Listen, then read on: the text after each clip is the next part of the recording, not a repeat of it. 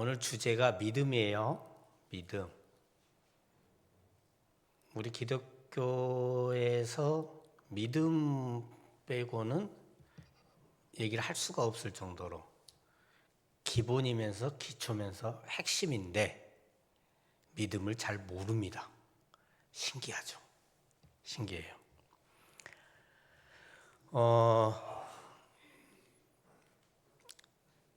넘어가게 해주세요. 대부분의 성도들이 생각하는 믿음을 한번 살펴보면요. 제 개인적인 생각이 아니라 대부분 보편적인 것입니다. 첫째, 믿음을 이렇게 생각합니다. 흔들리지 않는 확신이다. 이렇게 이해를 굉장히 많이 하셔요.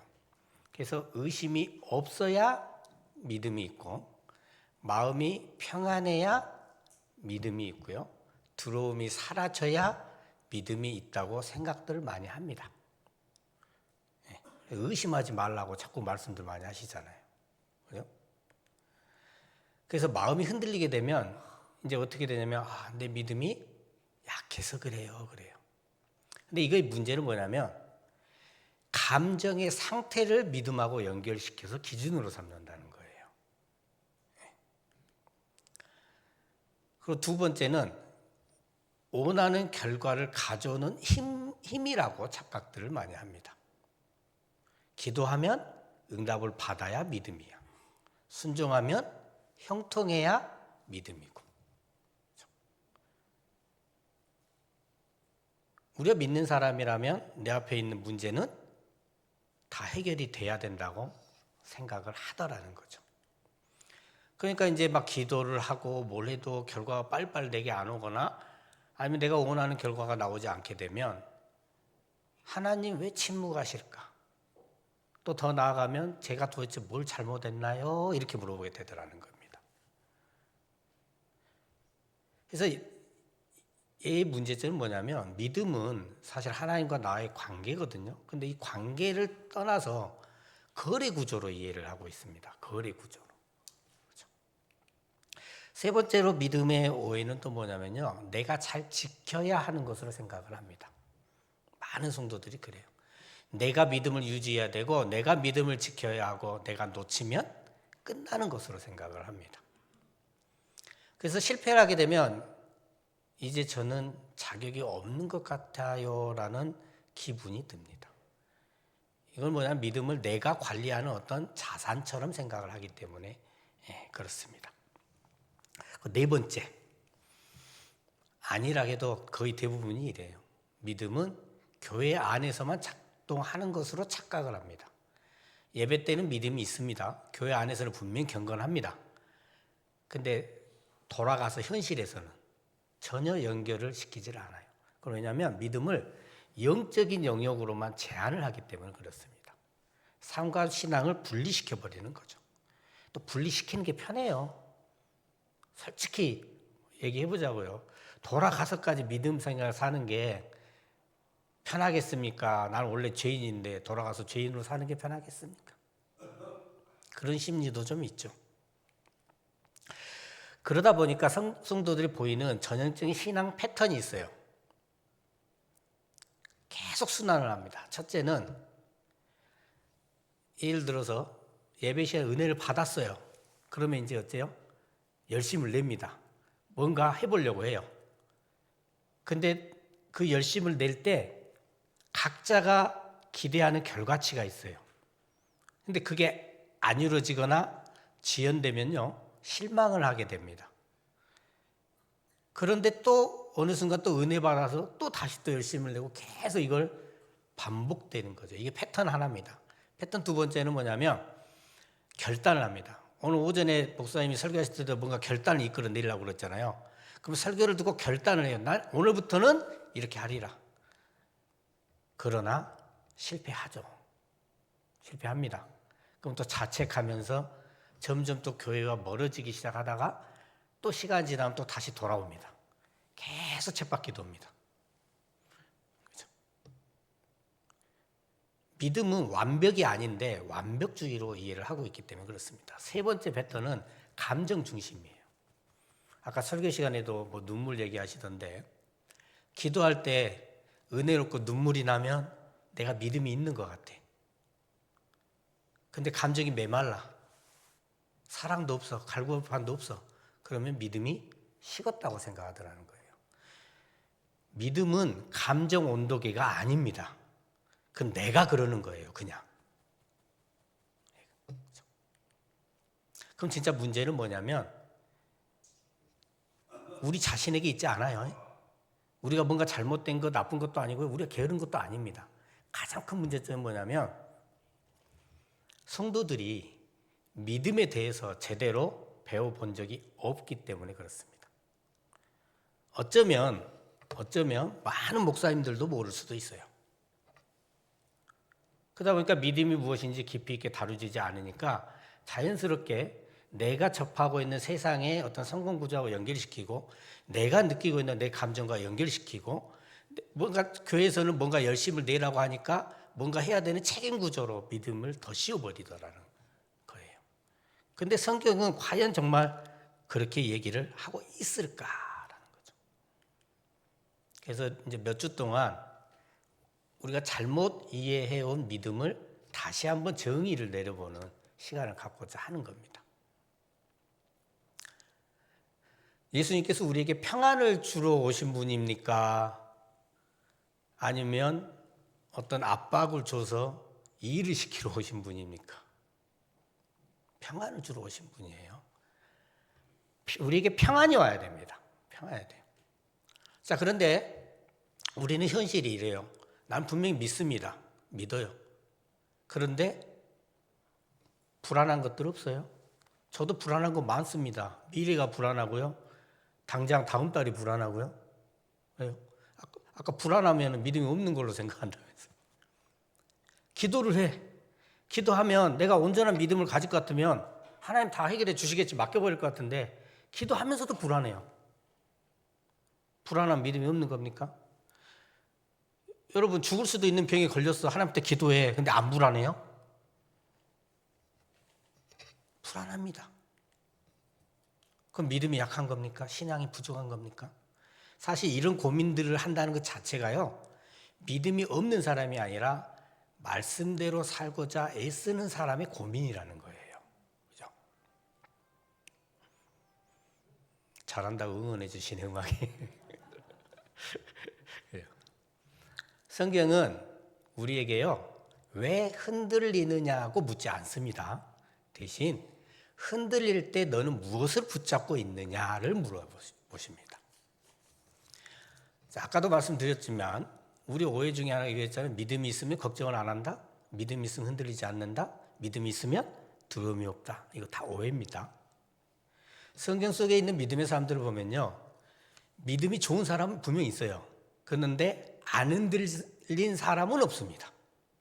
안 흔들린 사람이 없어요. 그러니까 성경을 보면 굉장히 믿음이 좋고 강하기만 한 그런 사람들의 기록이 아니고요.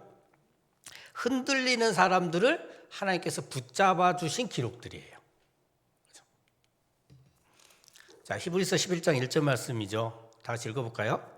믿음은 바라는 것들의 실상이요 보이지 않는 것들의 증거니. 이걸 또 설명하려면 한없이 갑니다. 그러니까 오늘 말씀에 맞춰진 뜻 하나만 딱 얘기를 하면 믿음은 상황을 낙관하는 것이 아니라 긍정으로 생각하는 것이 아니라 하나님을 신뢰하는 것입니다. 두려움이 없어야 믿음이 있는 것이 아니고요. 마음이 편해야 믿음이 있는 것이 아니고요. 자, 이건 외우셔야 돼요. 믿음은 뭐다? 선택이다. 믿음은 선택입니다. 나는 지금도 불안하지만 그래도 하나님 쪽에 서겠다. 이게 믿음입니다. 믿음은 선택입니다. 자, 여러분 아프면 병원 가시죠? 그럼 의사가 약을 지어주죠? 이 약을 왜 먹습니까? 여러분들이 이 약에 대해서 믿음이 가서 먹습니까? 이 약의 성분이 뭐고 이게 어떤 작용이 있으니까 어떻게 나를 낫을 거야. 그러니까 나 먹을 거야. 이렇게 먹어요? 어떤 분은 이 약이 뭔지 묻지도 않아요. 약국 가서도 안 물어봐. 그냥 먹죠. 의사를 믿고 먹는 거예요. 그죠? 믿음도 똑같습니다. 믿음도 똑같아요. 자, 굉장히 흔들리는 다리가 있어요. 근데 이 다리를 내가 건너가야 집에 도착을 해. 집에 갈 방법이 없어. 그럼 어떻게 해야 돼요? 막 흔들려도 가야 됩니까? 말아야 됩니까? 가야 됩니다. 이게 믿음이에요. 내가 두렵고 무섭지 않은 게 아니에요. 아유, 앞이 무섭게 생겼는데 어떻게 안 무서워요? 무섭고 두려우면서도 나아가야 되기 때문에 나아가는 것이 바로 뭐다? 믿음이다. 마가복음 9장에 보면요, 솔직한 사람이 한 명이 등장을 해요. 아들이 심각한 병을 앓고 있는 아버지예요. 아무리 백방으로 노력을 했어도 고쳐지지가 않습니다. 그 아버지가 예수님께 나와서 말을 해요. 내가 믿나이다. 나의 믿음 없는 것을 도와주소서. 좀 이상하지 않아요? 분명히 믿는다고 했잖아. 내가 믿나이다. 근데 나의 믿음 없는 것을 도와주소서. 그러니까 믿습니다 했는데 내가 믿음이 있는지 없는지 사실은 잘 모르겠습니다 이거예요. 근데 예수님께서 이 기도를 꾸짖지 않으셨어요. 왜냐?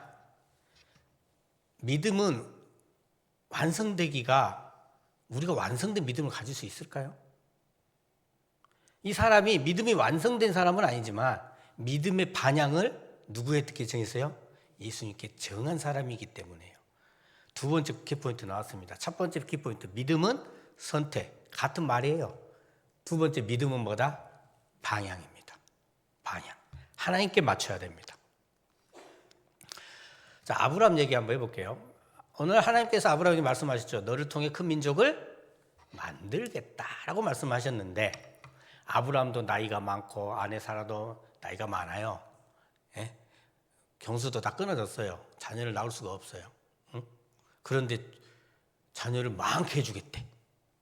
그런갑다 했는데 시간이 막 흘러. 시간은 굉장히 흘렀는데 아무 변화가 없어. 그대로인 거죠. 예? 그래서 이런 문제점이 도출이 됩니다. 이제 그런 상황 속에서 아브라함은 이제 실수를 첫 번째 하게 되죠. 낯선 땅에 가는데 아내가 굉장히 예뻤던 모양인가 봐요. 세상 사람 누구나 탐낼 만한. 그래서 아내도 해침을 당하고 자기도 죽을까 봐서 거짓말을 알아가잖아요. 아내라고 말하지 않고 누이라고 해라. 예, 저 반은 거짓말이고 반은 맞는 말이에요. 누이면서 아내니까. 예, 그죠? 예, 교묘하게 저렇게 실수 첫 번째 했고 두 번째 실수는 뭐냐면 당시 그 주인이 그때는 종 노예가 있었잖아요. 주인이 종을 통해서 아이를 낳게 되면 그 아이는 주인 거예요. 당시 문화가 그래요. 그래서 그 문화 속에서 인간의 생각으로 그 일을 합니다. 해요. 그래서 온전히 기다리지 못하고 인간적인 방법을 선택하는 그 실수를 저질러요. 자, 그런데 하나님께서는 이 모든 실수 이후에도 아브라함을 버리지 않으셨습니다. 왜냐? 아브라함은 실수도 했고 완벽하지 못했지만 하나님을 떠나지 않았기 때문입니다. 그래서 제 유언이 뭐라고 했었어요? 예전에 기억하십니까? 어떠한 상황에서도 하나님을 떠나지 말고 예수님께 붙들려 있어라. 이게 제 유언입니다. 이미 유언했어요. 살아있을 때. 네. 저게 믿음이기 때문에 그렇습니다. 그러니까 믿음은 실수를 하지 않는 것이 믿음이 아니고 실수를 해도 하나님 곁에 머무는 것이 믿음이다. 믿음이 있다고 해서 문제가 사라지지는 않습니다. 믿음은요, 병을 반드시 고치는 마술도 아니고요, 인생을 쉽게 만드는 기술도 아닙니다. 믿음은 내가 지금 이 상황에서도 나는 혼자가 아니라는 거예요. 누가 함께 하신다? 하나님께서 함께 하신다. 그래서 믿음 있는 사람들도 보면 울어요. 두려워하고요. 잠 못 잡니다. 근데 다른 점은 뭐냐면 거기서 도망치지 않고요. 하나님을 놓지 않습니다. 꽉 붙들고 있습니다. 그 차이입니다. 자, 지금까지 우리는 믿음은 흔들리지 않는 것이 아니라 흔들리면서도 하나님을 놓지 않는 것이라는 얘기를 나눴어요. 자, 그런다고 해서 아까 말씀드렸듯이 우리가 불안이라든지 어떤 걱정이라든지 이런 걸 사라지지가 않잖아요. 그대로 있습니다. 설교를 듣고 은혜 받아도 그대로고요. 그럼 도대체 이게 뭔가 싶기도 합니다. 시편 42편에 보면요. 이 시편 42편은 하나님을 잘 모르는 사람이 아니고 하나님을 깊이 믿었던 사람이 쓴 글이에요. 자, 그 사람이 이렇게 말을 합니다. 내 영혼아, 네가 어찌하여 낙심하며 어찌하여 내 속에서 불안해하는가? 뭔 뜻이죠? 내 마음이 무너지고 있다. 설명할 수 없는 불안이 내게 밀려오고 있다, 이 말입니다. 그러니까 낙심하지 않는 것이 아니라 낙심한 그 마음을 하나님께 가지고 가는 것, 하나님께 반향을 맞추는 것이 믿음이라는 거죠. 그러니까 성경은 흔들리는 마음을 숨기라고 말하지 않아요. 하나님께 가져오라고 말합니다. 사실 우리 교회가요, 이런 것들 정의 하나하나만 제대로 깨닫고 그렇게 살아도요, 얼마나 행복한 교회가 되는지 몰라요. 왜 우리가 부족한 걸 마음대로 못 갖고 옵니까, 교회에? 흉보니까. 판단하고 정죄하니까 못 갖고 오는 거예요. 우리가 얼마나 불완전한 존재인지를 알 수가 있죠. 밤길을 갈 때 여러분 혹시 걸어보신 적 있어요? 저는 있어요. 새벽에도 걸어보고. 가로등 불길 없는 길은 얼마나 불안한지 모릅니다. 근데 가로등 불이 하나씩 하나씩만 저렇게 켜져 있어도 마음이 상당히 많이 편해집니다. 차이는 뭐예요? 확 밝진 않아도 빛이 있기 때문에 그렇습니다. 믿음도 그거예요. 어두운 방 같은 그 문제가 사라지는 것이 아니라 그 어둠 속에서도 하나님이 함께 계시다는 그 빛 하나를 붙드는 것이 바로 뭐예요? 믿음입니다. 자, 베드로와 다른 제자들이요, 작은 배를 타고 바다를 건너고 있었어요. 근데 그 바다는 갑자기 바람이 세게 불고 파도가 높아지기로 유명한 곳이에요. 아니나 다를까 밤이 깊어지면서 바람이 거세졌습니다. 배가 굉장히 흔들리고 제자들은 두려움에 떨고 있었어요. 여기서 자칫 잘못하면 죽게 생겼다라는 거죠. 아이고, 근데 더 무서운 일이 벌어져요. 저기 멀리서 누군가가 걸어와 물 위를. 여러분 한번 생각을 해보세요. 지금 막 폭풍 위에 밤중에 지금 배는 뒤집어 생겨 죽을 것 같은데 저기서 걸어온다니까. 하얀 소복을 입고. 얼마나 무섭겠어요. 소리를 질렀어. 근데 그분이 말을 해요. 나다, 두려워하지 말라. 예수님이 오셨어요. 그러니까 이제 베드로 진짜 대단해요. 베드로가 말하죠. 주님이시거든 나도 물 위로 오라 하소서. 여러분도 같으면 그렇게 말하겠어요? 저 상황에서? 그리고 이제 오라니까 베드로가 배에서 내려 물 위로 발을 딱 내딛고 걷습니다. 정말 물 위를 걸어줘요. 자, 여기까지 보면 베드로는 진짜 대단하죠. 진짜 대단합니다. 근데 아이고 돌아가 버리네. 갑자기 물에 이렇게 빠지기 시작을 해요. 왜 빠졌습니까? 왜 빠졌어요? 성경이 답을 줘요. 바람을 보고 무서워 빠져가는지라.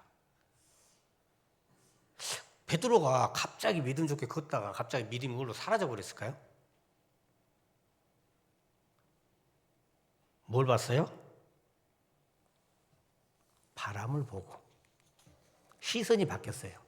예수님을 볼 때는 걸었는데 바람을 보고 파도를 보니까 빠졌습니다. 믿음은 없어서 무너지는 것이 아니라 우리의 시선이 바뀔 때 흔들립니다. 여러분들 여러 많은 어떤 고난과 어떤 문제점들이 발생을 할 때 그 문제를 보면 흔들립니다. 예수님을 보면 바로 걸어갈 수가 있게 된다는 걸 말씀해 주시는 거예요. 물에 빠진 베드로를 예수님이 바로 건져 올리시죠. 왜 의심하였느냐? 왜 의심하였느냐? 왜 빠졌느냐가 아니에요. 저 말은 뭐냐면 왜 나를 보지 않았느냐라는 겁니다. 그래서 믿음은 완벽하게 걷는 것이 아니라 빠질 때 손을 내미는 주님을 다시 붙잡는 거예요. 다시 한번 강조합니다. 헷갈리시면 안 돼요. 믿음은 내가 완전한 신앙생활을 하는 게 아니고 흔들리고 넘어지고 시험당할 때 내게 손 내미는 주님을 다시 붙잡는 것이 믿음입니다. 믿음을 잴 때 주의하시라고. 성경 많이 읽고 기도 잘하면 믿음이 좋은 것입니까? 그냥 붙잡는 게 믿음이라니까요. 그런 게 믿음이 아니다고요. 저도 다행히 이것도 한번 겪어봤는데 운전을 하고 있는데 저녁에 안개가 엄청 껴가지고요. 바로 앞에 있는 차도 안 보여. 이때 운전 여러분 어떻게 하세요? 평상시 운전하듯이 멀리 보면 운전이 됩니까? 안 보이는데 잘못하면 어디 빠져요. 어떻게 합니까? 저는 바로 가까이 바로 코앞에 봤어요. 바로 코앞에 있는 차선, 바로 옆에 붙어있는 가드레일, 이거 보고 방향 잡고 갑니다. 믿음도 그래요.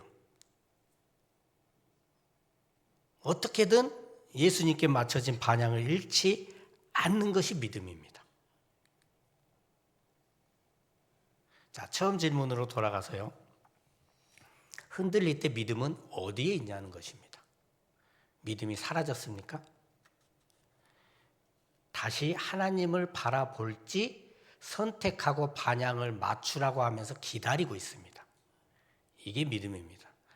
이제 믿음 헷갈리시면 안 돼요. 그죠? 자, 그럼 세 가지 오늘 실천을 한번 하세요. 앞으로 내 안에서 뭐 불안이 올라오고 걱정이 올라올 때 스스로 질문을 하세요. 지금 나는 무엇을 보고 있는가? 그 걱정거리를 바라보고 있는가? 예수님을 바라보고 있는가? 그리고 고백하세요. 주님, 파도는 큽니다. 그러나 주님이 더 크십니다. 네. 잠자기 전에 하루를 마무리를 이렇게 하세요. 오늘도 흔들렸지만 하나님께 돌아왔습니다. 이게 믿음이에요. 어떻게 믿음이 좀 가벼워지십니까? 믿음은 크기가 아닙니다. 크기로 따지지 마세요. 믿음은 뭐다? 반향입니다. 흔들려도 하나님을 붙잡는 것, 반향을 하나님께 정하는 것, 실수에도 하나님 곁에 머무는 것, 신뢰로 하나님을 선택하는 것이 믿음입니다. 믿음은 대단한 사람이 되는 게 아니고 대단하신 하나님께 조금 더 가까이 가는 것. 믿음이 커지기를 구하는 게 잘못된 거죠. 그렇게 따지면 크기가 아니니까. 그죠? 그래서 믿음이 커지기를 구하지 마시고 대신 이렇게 기도합시다. 다 같이 읽어볼까요? 주님, 흔들려도 주님을 놓지 않게 해 주십시오. 제 유언이 믿음입니다. 어떠한 상황에서도 하나님을 바라보고 예수님께 붙들림 바 되게 해주시라. 그게 믿음이에요. 그 많은 것 중에 왜 제가 그 유언으로 애들한테 얘기를 했겠습니까?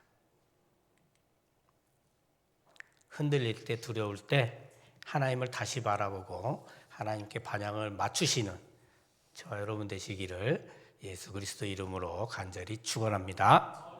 네. 자, 이 시간 잠깐 합심 기도를 하는데요. 말씀드렸다시피 흔들리지 않는 믿음을 구할 필요는 없어요. 그죠? 흔들릴 때마다 다시 주님을 바라보는 믿음을 주소서. 그 믿음의 크기보다 나를 붙드시는 주님을 신뢰하게 해달라고 기도하시고요. 두 번째는 문제 앞에서 해결책을 먼저 붙들지 않게 하시고 두려움 속에서도 주님 편에 서는 선택을 할 수 있는, 그러니까 내게 주어져 있는 이 불안한 이 현실 가운데서도 주님을 절대 놓지 않는 그 삶을 살게 해달라고 기도하도록 하겠습니다. 주여 한번 부르고 기도하겠습니다. 주여!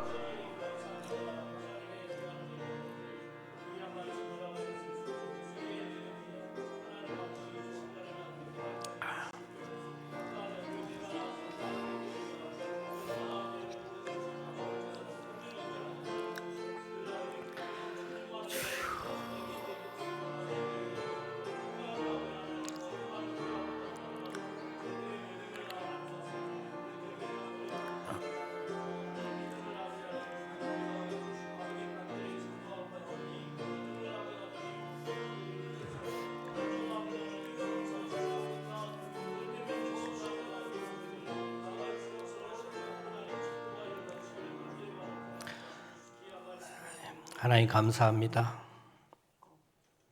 우리는 믿음이 우리 것이냐, 완벽하려고 했고 흔들리지 않으려 했고 두려워하지 않으려고 했음을 이 시간 고백합니다.